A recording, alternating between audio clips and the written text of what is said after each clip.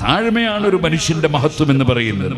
അല്ല, എന്നെ എല്ലാവരും ആദരിക്കണം, ബഹുമാനിക്കണം എന്ന് വിചാരിക്കലല്ല. സുബ്ഹാനല്ലാഹ്, അങ്ങനെയല്ല വേണ്ടത്. അങ്ങനെ ഇമാം ഷഹറാനി റളിയല്ലാഹു അൻഹു പറഞ്ഞു, അതെ, ചില ഏജൻസികളുണ്ട്, ശൈഖാണെന്ന് പറഞ്ഞ് പലരെയും പരിചയപ്പെടുത്താനുള്ള ഏജൻസികളുണ്ട്. അവര് പലപ്പോഴും ജനങ്ങളെ പറ്റിക്കും. അവര് പറ്റിച്ചിട്ട് എന്ത് ചെയ്യും? ആലിമീങ്ങളെ ഒന്നും സ്വീകരിക്കണ്ട, അതേപോലെ തന്നെ സുന്നത്ത് ജമാഅത്തിന്റെ സംഘടനയൊന്നും വേണ്ട, പിന്നെ നമുക്കെന്തിനാ സംഘടന എന്നൊക്കെ പറയുന്ന ഈ ആൾക്കാരുണ്ട്. പക്ഷെ അവരാലോചിക്കുന്നില്ല അതിന്റെ ഭവിഷ്യത്ത് എത്രയാണ്. അൽഹംദുലില്ലാഹ്, കേരളത്തിൽ നമുക്കറിയാം സമസ്ത കേരള ജമിയത്തുൽ ഉലമ. ഞാൻ ഒരു പണ്ഡിത സഭയുടെ ഒരു എളിയ പ്രവർത്തകനാണ്. അതേ സമയത്ത് വേറെ ഒരു പണ്ഡിത സഭയുണ്ട്, അതും സുന്നത്ത് ജമാഅത്തിന്റെ പണ്ഡിത സഭ തന്നെയാണ്. അതിലുള്ള ആലിമീങ്ങളെയും നമ്മൾ നിന്ദിക്കാൻ പാടില്ല. അവരെ കൊണ്ട് കഴിയുന്ന സേവനങ്ങൾ അവർ ചെയ്യുന്നുണ്ടാകാം, നമ്മളെ കൊണ്ട് കഴിയുന്ന സേവനങ്ങൾ നമ്മളും ചെയ്യുന്നുണ്ടാകാം. എല്ലാം അല്ലാഹു നോക്കുന്നത് മനുഷ്യന്റെ ഖൽബിലേക്കാണ്.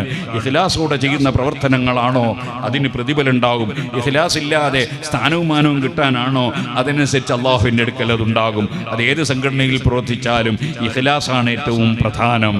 ഇല്ലെങ്കിൽ അത് വെറും എല്ലാ പ്രവർത്തനങ്ങളും ശവങ്ങളാണ്. ആത്മാർത്ഥതയുണ്ടെങ്കിലേ അതിന് ജീവനുള്ളൂ. പടച്ചവന്റെ പൊരുത്തം ലക്ഷ്യം വെക്കുമ്പോൾ മാത്രമേ അതിന് ജീവനുള്ളൂ. മഹാനായ ഇമാം ഇബ്നു അത്താഇ സിക്കന്ദരി റളിയല്ലാഹു അൻഹു അതല്ലേ അവിടുത്തെ ഹിക്മയിൽ പറഞ്ഞത്, അൽ അഅമാലു സുവറുൻ ഖായിമത്തുൻ, പ്രവർത്തനങ്ങളെല്ലാം അമലുകളെല്ലാം ഒരു നിൽക്കുന്ന ബോഡികൾ മാത്രമാണ്, രൂപങ്ങൾ മാത്രമാണ്. വഅർവാഹുഹാ സിറുൽ ഇഖ്ലാസി ഫീഹാ, ആ പ്രവർത്തനങ്ങളുടെ ശരിയായ ആത്മാവെന്ന് പറയുന്നത് സിറുൽ ഇഖ്ലാസി ഫീഹാ, അതിൽ പടച്ചവന്റെ പൊരുത്തം മാത്രം കരുതി പ്രവർത്തിക്കുക എന്ന രഹസ്യമാണ്. അതാണ് റൂഹ്. അതില്ലെങ്കിൽ പ്രവർത്തനം കൊണ്ട് കാര്യമില്ല. അപ്പൊ ഞാൻ പറഞ്ഞു വരുന്നത്, അങ്ങനെ ഒന്നിലധികം സംഘടനകൾ പ്രവർത്തിക്കുന്നുണ്ടാകാം. ഈ സ്റ്റേജിലും സദസ്സിലും രണ്ട് സംഘടനകളിലും വെവ്വേറെ പ്രവർത്തിക്കുന്നവരുണ്ടാകാം. അള്ളാഹു എല്ലാവർക്കും നല്ലത് ചെയ്യാനുള്ള തൗഫീഖ് നൽകട്ടെ. എന്നാൽ സുഹൃത്തുക്കളെ, നമ്മൾ ചിന്തിക്കേണ്ട ഒരു വിഷയമുണ്ട്. അതെന്താണ്? സമസ്ത കേരള ജമിയത്തുൽ ഉലമ ഇവിടെ പ്രവർത്തിച്ച് നല്ല പ്രവർത്തകന്മാരെയും സംഘടനയും ഒക്കെ വളർത്തുന്നതിന് മുമ്പുള്ളൊരു കാലം നമ്മളിൽ കഴിഞ്ഞു പോയിട്ടുണ്ട്. അന്നത്തെ കാലത്ത് എന്ത് സംഭവിച്ചു എന്ന് എല്ലാ സുന്നത്ത് ജമാഅത്തിൽ വിശ്വസിക്കുന്നവരും ചിന്തിക്കണം. മഹാനായ ശംസുൽ ഉലമ ഖുത്ബി മുഹമ്മദ് മുസ്ലിയാർ നവറല്ലാഹു മർഖദ മഹാനവറുകൾ വലിയാണ് എന്ന് ആർക്കെങ്കിലും സംശയമുണ്ടാകാൻ സാധ്യതയുണ്ടോ? എത്ര വലിയ ആലിമീങ്ങളാണ് മഹാനവറുകളുടെ ശിഷ്യന്മാർ. ബഹുമാനപ്പെട്ട കണ്ണിയത്ത് ഉസ്താദ്, സദഖത്തുൽ മുസ്ലിയാർ, കീഴന ഉസ്താദ്, അതുപോലെ തുടങ്ങിയിട്ടുള്ള എത്ര ആലിമീങ്ങൾ അവിടുത്തെ ശിഷ്യന്മാരാണ്. ഈ പൂക്കോത്ത് ദർസ് നടത്തിയിരുന്ന ബഹുമാനപ്പെട്ട കാങ്ങാട്ട് കുഞ്ഞബ്ദുൽ മുസ്ലിയാർ നവറല്ലാഹു മറാഖിദഹും, അവർക്കൊക്കെ അല്ലാഹു അവരുടെ ഖബറിൽ ദറജ കൊടുക്കട്ടെ. അങ്ങനെയുള്ള മഹാന്മാർ ഈ പാനൂരിൽ എത്രയോ കാലം ദർസ് നടത്തിയ ആളാണ് ഖുത്ബി മുഹമ്മദ് മുസ്ലിയാർ നവറല്ലാഹു മർഖദഹു. ആ ഖുത്ബി മുഹമ്മദ് മുസ്ലിയാർ ഓതിപ്പടിച്ച ഒരു സ്ഥാപനം, അവിടുത്തെ ഗുരുനാഥനാണ് കുഞ്ഞഹമ്മദ് ഹാജി എന്ന് പറയുന്ന മഹാൻ. ആ കുഞ്ഞഹമ്മദ് ഹാജി എന്ന് പറയുന്ന മഹാനായ പണ്ഡിതൻ, പേര് ഹാജി എന്നാണ് വിളിക്കാറ്, അവരുടെ ശിഷ്യനാണ് ഖുത്ബി മുഹമ്മദ് മുസ്ലിയാർ നവറല്ലാഹു മർഖദ. അവരുടെ ശിഷ്യൻ തന്നെയാണ് ഉള്ള ഔലിയാക്കളെയും അമ്പിയാക്കളെയും മുഹജ്ജത്തും കറാമത്തും ഇസ്തിഗാസയും തവസ്സുലും ബറക്കത്തും ഒക്കെ ചോദ്യം ചെയ്ത് കാണുന്ന കെ എം മൗലവിയും അതേ കുഞ്ഞഹമ്മദ് ഹാജിയുടെ ശിഷ്യൻ തന്നെയാണ്. പക്ഷേ അദ്ദേഹത്തിന്റെ ഹിദായത്ത് പോയി. അദ്ദേഹം പുത്തൻവാദിയായി പോയി, അദ്ദേഹം കറാമത്ത് നിഷേധിയായി പോയി. അതുകൊണ്ട് തന്നെ ഖുത്ബി മുഹമ്മദ് മുസ്ലിയാർ ഇരിക്കുന്ന സ്റ്റേജ്, ഖുത്ബി മുഹമ്മദ് മുസ്ലിയാർ അവറുകൾ ഇരിക്കുന്ന സ്റ്റേജ്, അവിടുന്ന് അധ്യക്ഷനായ സ്റ്റേജ്, നാദാപുരത്ത് സംവാദം നടക്കുമ്പോൾ കെ എം മൗലവിയും കക്ഷികളും ഖുത്ബി മുഹമ്മദ് മുസ്ലിയാർക്ക് എതിരെ പറയാൻ വന്നിരിക്കുകയാണ് കാളവണ്ടിയിൽ കിതാബുമായിട്ട്.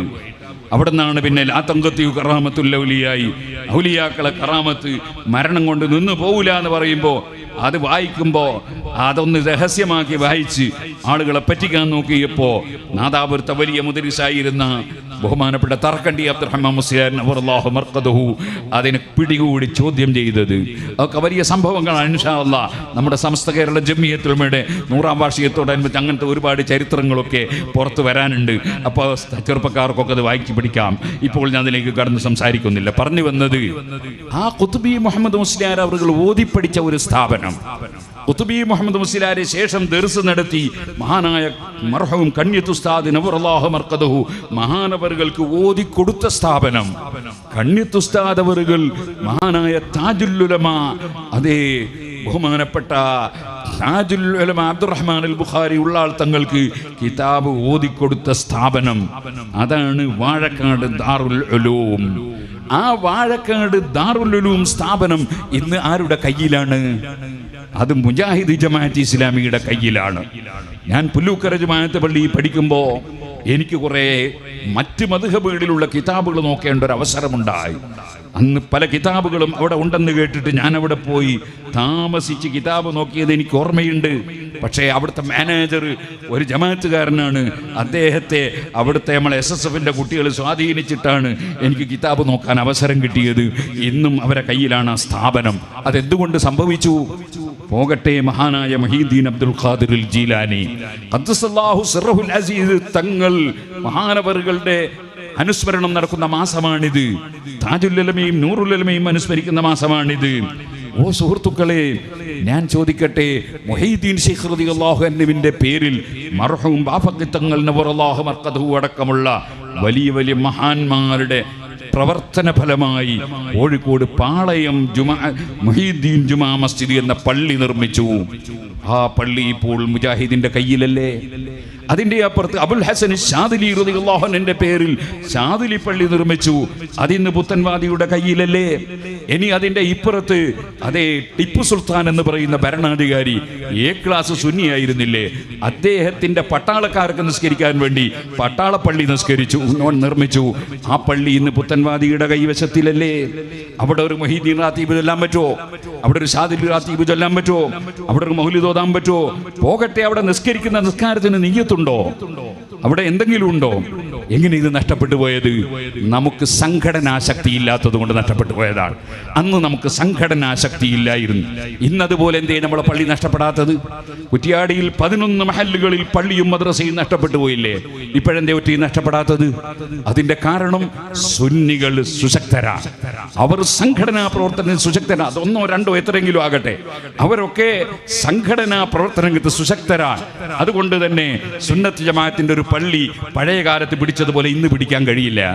സുന്നത്ത് ജമാഅത്തിന്റെ ഒരു മദ്രസ പിടിക്കാൻ കഴിയില്ല. സുന്നത്ത് ജമാഅത്തിന്റെ ഒരു സ്ഥാപനം പിടിക്കാൻ കഴിയില്ല. ഈ സംഘടനകൾ ഇല്ലായിരുന്നുവെങ്കിൽ നമ്മുടെ പള്ളികൾ ദിനേന നഷ്ടപ്പെട്ടേനെ, നമ്മുടെ സ്ഥാപനങ്ങൾ നഷ്ടപ്പെട്ടേനെ. ഞാൻ പറഞ്ഞില്ലേ, ശംസുൽ ഉലമ ഖുതുബി മുഹമ്മദ് മുസ്ലിയാർ ഓതിപ്പടിച്ച സ്ഥാപനം മറ്റൊരാളെ കയ്യിലായില്ലേ?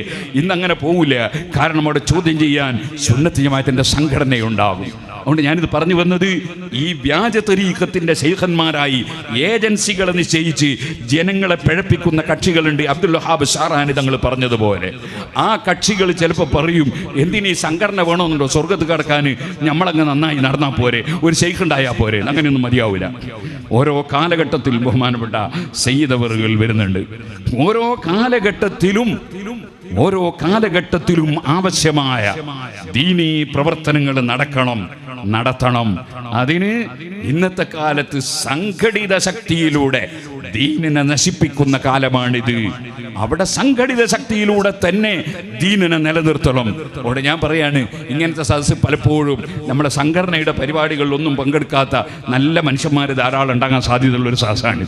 കാരണം അവർ മഹാന്മാരെ സ്നേഹിക്കുന്നു, മൂസ മുസ്ലിയാരെ സ്നേഹിക്കുന്നു, അതുപോലെ തന്നെ CM വലിയുല്ലാഹി ഖദ്ദസല്ലാഹു സിർറഹു അവരെ സ്നേഹിക്കുന്നു, അതുപോലെ വടകര മുഹമ്മദ് ആജി തങ്ങളെ സ്നേഹിക്കുന്നു. അങ്ങനെയുള്ള മഹാന്മാരെ സ്നേഹിക്കുന്ന ആളുകൾ വന്നെത്തുന്ന മേഖലകളാണ് ഇത്തരത്തിലുള്ള മഹാന്മാരായ ആളുകളുടെ സദസ്സുകൾ. മൂസ മുസ്ലിയാരെ സ്നേഹിച്ച് വരുന്നതാണ് ഇവിടെ ആൾക്കാർ. ഞാൻ വന്നതും അങ്ങനെയാണ്, നിങ്ങൾ വന്നതും അങ്ങനെയാണ്. അങ്ങനത്തെ സദസ്സുകളിലുള്ളവരും ഈ ഒരു ആശയം മനസ്സിലാക്കി വെക്കണം. നമ്മുടെ സുന്നത്ത് ജമാഅത്തിന്റെ സംഘടന, അത് ഞാൻ പറഞ്ഞല്ലോ, അതിന് തമ്മിലടിക്കേണ്ട ആവശ്യമൊന്നുമില്ല, തമ്മിൽ കുറ്റം പറയേണ്ട ആവശ്യമൊന്നുമില്ല. ഞാനിവിടെ കയറി വന്നപ്പോൾ ആദ്യം തന്നെ കണ്ടത് നമ്മുടെ മുസ്തഫ ഹാജിയെയാണ്. അദ്ദേഹം എൻ്റെ സംഘടനയുടെ പ്രവർത്തകനല്ല, പക്ഷേ എനിക്ക് വലിയ ഉപകാരം ചെയ്ത ആളാണ് അദ്ദേഹം. സിറാജുലുദ്ദീൻക്ക് വലിയ ഉപകാരം ചെയ്ത ആളാണ് അദ്ദേഹം. എന്തുകൊണ്ട്? അദ്ദേഹം അവിടെ സംഘടന നോക്കിയിട്ടില്ല. അദ്ദേഹം നോക്കിയത് ദീനിന് ഉപകരിക്കില്ല എന്നാണ് നോക്കിയത്. സുബ്ഹാനല്ലാഹ്, ഞാനിപ്പോഴതിവിടെ വിശദീകരിക്കുന്നില്ല. അദ്ദേഹം ഒരു ഉദ്യോഗത്തിലിരിക്കുന്ന സമയത്ത് ഒരാൾ പോയിട്ട് അദ്ദേഹത്തിന് പരാതി കൊടുത്തു. സിറാജുൽ ഹുദയെ സംബന്ധിച്ചൊരു പരാതി കൊടുത്തു. അദ്ദേഹം ആ മനുഷ്യനെ വിളിച്ചിട്ട് ചോദിച്ചു, കേടോ, നീ കാണുന്നുണ്ടോ ഈ ബിൽഡിംഗ് മുഴുവൻ നീ കാണുന്നുണ്ടോ? നിനക്ക് ഒരു ചെറിയ ഒരു മൂത്രപ്പുര ഉണ്ടാക്കാൻ കഴിയുമോ എന്ന് ചോദിച്ചു. നിനക്കൊരു ചെറിയ മൂത്രപ്പുര ഉണ്ടാക്കാൻ കഴിയുമോ?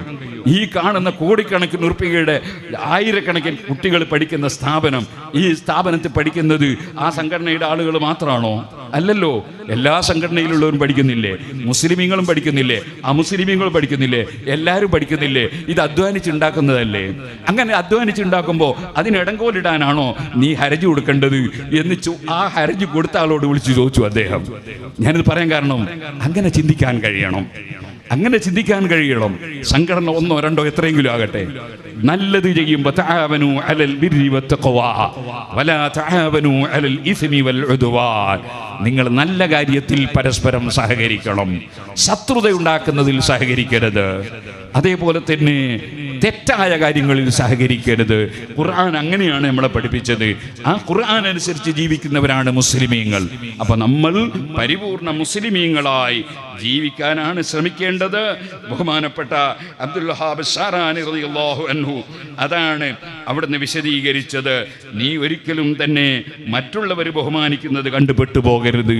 നീ നിന്നെ സംബന്ധിച്ച് സ്വന്തത്തിൽ ആലോചിച്ച് നോക്കണം. നിന്റെ അവസ്ഥ എന്താണെന്ന് നീ ആലോചിച്ച് നോക്കണം. നീ പടച്ചവന്റെ അടുക്കൽ ക്ലിയർ ആണോ? അല്ലേ? അള്ളാഹു അല്ലേ തരുന്നവനും തടയുന്നവനും? അള്ളാഹു അല്ലേ ദുനിയാവും ആഖിറവും തരുന്നവൻ? അതുകൊണ്ട് അള്ളാഹുവിൻ്റെ അടുക്കൽ ക്ലിയറായി ജീവിക്കണം. ഇതാണ് ഏത് സദസ്സിലും നമുക്കെപ്പോഴും എന്നോട് പറയാനുള്ളത്. ഞാൻ നിങ്ങളോടല്ല വയത് പറഞ്ഞത്, ഞാൻ വയത് പറഞ്ഞത് എന്നോടാണ്. കാരണം അമർത്തുകൽ ഖൈറ ലാകിൻ മഅ്തമർതു ബിഹി. ഇമാം ബൂസരി റളിയല്ലാഹു അൻഹു പറഞ്ഞില്ലേ, ഞാൻ പലപ്പോഴും ഖൈറായ കാര്യം പറയുന്നു. അമർതു ബിഹി, അതെനിക്ക് വേണ്ടതുപോലെ പാലിക്കാൻ കഴിഞ്ഞില്ലെന്ന് വരാം. അങ്ങനെ വരുമ്പോൾ അതിന് ഫലം കുറഞ്ഞേക്കും. ഇമാം ബൂസരി അങ്ങനത്തെ ആളല്ല. പക്ഷെ ഇമാം ബൂസരി താഴ്മ കൊണ്ട് പറയാണ്, ഞാൻ മറ്റുള്ളവർക്കൊക്കെ നല്ലത് പറഞ്ഞു കൊടുക്കുന്ന ആളാണ്, പക്ഷേ ഞാനത് പാലിക്കുന്നുണ്ടോ എന്നതാണ് എൻ്റെ ഭയം. അത് തന്നെയാണ് ഇമാം ഗസാലി റളിയല്ലാഹു അൻഹുവിൻ്റെ ജ്യേഷ്ഠ സഹോദരൻ ഗസാലി ഇമാമിനോട് പറഞ്ഞു, മോനെ നീ ഒരു കാര്യമുണ്ട് കേട്ടോ, നീ അരം പോലെയായി പോകരുതേ. അരം എന്ന് പറഞ്ഞ സാധനം എങ്ങനെയാണ്? അരം എന്ന് പറഞ്ഞാൽ എല്ലാറ്റിനും മൂർച്ച ഉണ്ടാക്കുന്ന ഒരു ഉപകരണമാണത്. അരം കൊണ്ട് എല്ലാറ്റിനും മൂർച്ച ഉണ്ടാക്കും, പക്ഷേ അരത്തിന് മൂർച്ച ഉണ്ടാവില്ല. ഒരു തക്കാളി മുറിക്കാൻ പോലും അത് പറ്റൂല. അതുപോലെ ആയി പോകരുത്, സ്വന്തത്തിൽ മൂർച്ച വേണം എന്ന് ഇമാം ഗസാലി റളിയല്ലാഹു അൻഹുവിനോട് സഹോദരൻ ഉപദേശിച്ചത് കിതാബുകളിൽ നമുക്ക് കാണാം. അപ്പൊ സുഹൃത്തുക്കളെ, നമ്മൾ എപ്പോഴും അവനവന്റെ കാര്യത്തിൽ ചിന്തയുള്ളവരാകണം. നമ്മൾ ആഖിറൻ രക്ഷപ്പെടണം.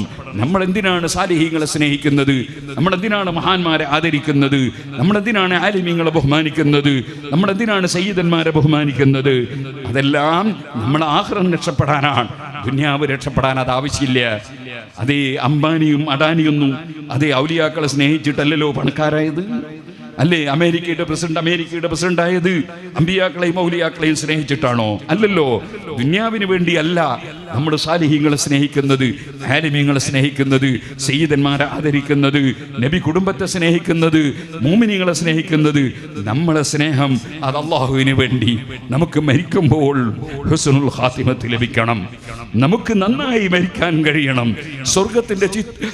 സ്വർഗത്തിന്റെ ചിത്രം കണ്ട് മരിക്കാൻ കഴിയണം. മലക്കുകൾ സമാധാനിപ്പിക്കുന്ന വിധത്തിൽ മരിക്കാൻ കഴിയണം. ഇമാം ബുഖാരി റിപ്പോർട്ട് ചെയ്തില്ലേ, അള്ളാഹുവിന്റെ കറാമത്ത് കൊണ്ടും അള്ളാഹുവിന്റെ സന്തോഷം കൊണ്ടും സന്തോഷ വാർത്ത പൊരുത്തം കൊണ്ടും സന്തോഷ വാർത്ത പറയാൻ മലക്കുകൾ വരും. ആരുടെ അടുക്കൽ? അള്ളാഹുവിന്റെ അടുക്കൽ എത്തണം എന്നാഗ്രഹിക്കുന്ന, അള്ളാഹുവിന്റെ അടുക്കൽ എത്തണം എന്നാഗ്രഹിക്കുന്ന, അങ്ങനെ അള്ളാഹുവിൽ എപ്പോഴും ചിന്ത വെച്ച് ജീവിക്കുന്ന മനുഷ്യന്റെ അടുക്കൽ അതാ സന്തോഷം പറയാൻ മലക്കുകൾ വരും എന്ന് പറഞ്ഞ കൂട്ടത്തിൽ നമുക്ക് ഉൾപ്പെടാൻ കഴിയണം. അള്ളാഹുവേ, ഞങ്ങൾ ഇവിടെ മൂസ മുസ്ലിയാരുടെ അടുക്കൽ വന്നതും, ഞങ്ങൾ സിയം വലിയുല്ലാഹി ഖദ്ദസല്ലാഹു സിർറഹു തങ്ങളുടെ അടുക്കൽ പോകുന്നതും, ഞങ്ങൾ അവിടെ അലിയുൽ കൂഫി തങ്ങളുടെ സമീപത്ത് പോകുന്നതും, ഞങ്ങൾ ശംസുൽ ഉലമാ ഖുതുബി തങ്ങളുടെ അടുക്കൽ പോകുന്നതും, ഞങ്ങൾ ഏത് മഹാന്മാരെ സന്ദർശിക്കുന്നുണ്ടോ അതെല്ലാം നിന്റെ അടുക്കൽ അംഗീകാരം ലഭിച്ച് ഞങ്ങളുടെ ഖാത്തിമത്ത് നന്നാകാനാണ്, ഞങ്ങളുടെ ആഖിബത്ത് നന്നായി കിട്ടാനാണ്, അവരുടെ കൂടെ പോയി ചേരാനാണ്. അതിന് ഞങ്ങൾക്ക് ഞങ്ങളുടെ അമലുകൾ നീ ഖബൂൽ ചെയ്യണം റഹ്മാനെ. ഞങ്ങളുടെ വാക്കുകളും പ്രവൃത്തികളും നീ പൊരുത്തപ്പെട്ടതാക്കണം റഹ്മാനെ. ഞങ്ങളുടെ സ്ഥാപനങ്ങളും സംഘടനകളുമൊക്കെ നിന്റെ പൊരുത്തത്തിലായി പ്രവർത്തിക്കാൻ ഭാഗ്യം തരണം റഹ്മാനെ. ഞങ്ങളെ തെറ്റിദ്ധരിച്ചവരോ ഞങ്ങളുടെ സംരംഭങ്ങളെ തെറ്റിദ്ധരിച്ചവരോ ഉണ്ടെങ്കിൽ അവരുടെ മനസ്സ് നന്നാക്കണം റഹ്മാനെ. ഞങ്ങളാരെയെങ്കിലും തെറ്റിദ്ധരിച്ചെങ്കിൽ ഞങ്ങളെ മനസ്സും നന്നാക്കി തരണം റഹ്മാനെ. അങ്ങനെ നീ പൊരുത്തപ്പെട്ട ഖൽബുൻ സലീം യൗമ ലാ യൻഫഉ മാലുൻ വലാ ബനൂൻ ഇല്ലാ മൻ അത്തല്ലാഹ ബിഖൽബിൻ സലീം. നിന്റെ സമ്പത്ത് ഉപകരിക്കൂല, നിന്റെ ആൺമക്കൾ ഉപകരിക്കൂല, ഒരു മക്കളും ഉപകരിക്കൂല. പടച്ചവന്റെ അടുക്കൽ എത്തുമ്പോൾ ഇല്ലാ മൻ അത്തല്ലാഹ ബിഖൽബിൻ സലീം, നല്ല ക്ലിയറായ മനസ്സുമായി അള്ളാഹുവിനെ സമീപിക്കുന്നവർക്കല്ലാതെ ഒന്നും ഉപകരിക്കൂല. ഖുർആനാണ്. അതേപോലെ റബ്ബ് വേറൊരു സ്ഥലത്ത് പറഞ്ഞില്ലേ, അതേ അൽഅഖില്ലാഹു യൗമൈദിൻ ബഅദുഹും ലിബഅദിൻ അദുവ്. എല്ലാ സുഹൃത്തുക്കളും പടച്ചവന്റെ കോടതിയിൽ പരസ്പരം ശത്രുക്കളായിരിക്കും. സുഹൃത്തുക്കൾ ശത്രുക്കളായിരിക്കും. ഇല്ലൽ മുത്തഖീൻ, മനസ്സിൽ അഹങ്കാരമില്ലാതെ, അസൂയയില്ലാതെ, വിദ്വേഷമില്ലാതെ, വെറുപ്പില്ലാതെ, വളരെ ശുദ്ധമായ മനസ്സും അതോടുകൂടി ഹറാമുകൾ പ്രവർത്തിക്കാതെ, വുജൂബുകൾ കൈയൊഴിക്കാതെ, പടച്ചവൻ കൽപ്പിച്ചതനുസരിച്ച് ജീവിച്ച് ഭരിക്കുകയും ചെയ്യുന്ന മുത്തഖീങ്ങൾക്കല്ലാതെ മറ്റുള്ളവർക്കെല്ലാം അല്ലഖില്ലാഹു യൗമൈദിൻ ബഅദുഹും ലിബഅദിൻ അദുവ്, സുഹൃത്തുക്കളൊക്കെ ശത്രുക്കളാണ് കേട്ടോ. അപ്പൊ നമ്മളെ ഖൽബ് തഖ്വയുള്ള ഖൽബാകണം, അല്ലാഹുവിലേക്ക് തിരിഞ്ഞ ഖൽബാകണം. അതിന് നമ്മൾ ദുആ ചെയ്യുന്നു. സയ്യിദന്മാർ ദുആ ചെയ്യുന്നത് അതിനാണ്, നമ്മൾ ആമീൻ പറയുന്നത് അതിനാണ്. നമ്മൾ ഇത്തരത്തിലുള്ള പരിപാടികളിലൊക്കെ സംഗമിക്കുന്നതും പങ്കുചേരുന്നതും അതിനാണ്. അല്ലാഹുവേ, നീ ഞങ്ങളെ ഖൽബ് ശുദ്ധിയാക്കി തരണം റഹ്മാനേ. നബി സല്ലല്ലാഹു അലൈഹി വസല്ലം ദുആ ചെയ്ത് നമ്മളെ പഠിപ്പിച്ചു തരികയാണ്. അല്ലാഹുമ്മ ഇന്നി അഊദു ബിക മിൻ ഖൽബിൻ ലാ യഖ്ശഅ, ഭക്തിയില്ലാത്ത മനസ്സിൽ നിന്ന് നിന്നോട് കാവല് ചോദിക്കുന്നു. അല്ലാഹ്, ഭക്തിയുള്ള മനസ്സ് വേണം. اللهم إني أعوذ بك من قلب لا يخشع ومن نفس لا تشبع. എത്ര കിട്ടിയാലും മതിവരാത്ത ശരീരത്തിൽ നിന്ന് കാവല് ചോദിക്കുന്നു. അല്ലാഹ്, വയറ് നിറയാത്ത ശരീരത്തിൽ നിന്ന് കാവല് ചോദിക്കുന്നു. അല്ലാഹ്, മനുഷ്യന് അല്ല കൊടുത്തത് കൊണ്ട് തൃപ്തിപ്പെടാൻ കഴിയണം. അല്ല തന്നതൊക്കെ വലുതാണ് എന്ന് ചിന്തിക്കാൻ കഴിയണം. പിന്നെയും അയാൾക്ക് അത്ര ഉണ്ടല്ലോ, ഇയാൾക്ക് അത്ര ഉണ്ടല്ലോ, എനിക്കതില്ലല്ലോ, അങ്ങനെയല്ലല്ലോ ചിന്തിക്കേണ്ടത്. വമിൻ നഫ്സിൻ ലാ തശ്ബഉ വമിൻ ദഅവത്തിൻ ലാ യുസ്തജാബു ലഹാ. അല്ലാഹുവേ, നിന്നോട് കാവല് ചോദിക്കുന്നു ഭക്തിയില്ലാത്ത മനസ്സിൽ നിന്ന്.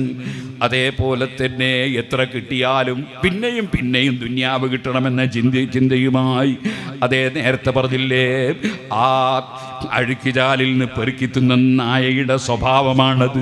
അങ്ങനെ പിന്നെയും പിന്നെയും ദുന്യാവ് കിട്ടാൻ വേണ്ടി കളവും പറയും, ചീത്തയും പറയും, വെറുപ്പും പറയും.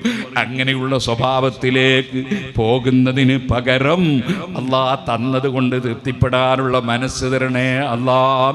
നബിതങ്ങൾ ദുആ പഠിപ്പിക്കാണ്, മിൻ ഇൽമിൻ ലാ യൻഫഉ, ഉപകരിക്കാത്ത അറിവിൽ നിന്ന് കാവല് ചോദിക്കുന്നു. അല്ലാഹ്, അറിവുണ്ട്, പക്ഷേ അത് ഉപകരിക്കുന്നില്ല, അവനവന് ഉപകരിക്കുന്നില്ല, ദുന്യാവിന് വേണ്ടിയാണ് ഉപയോഗപ്പെടുത്തുന്നത്.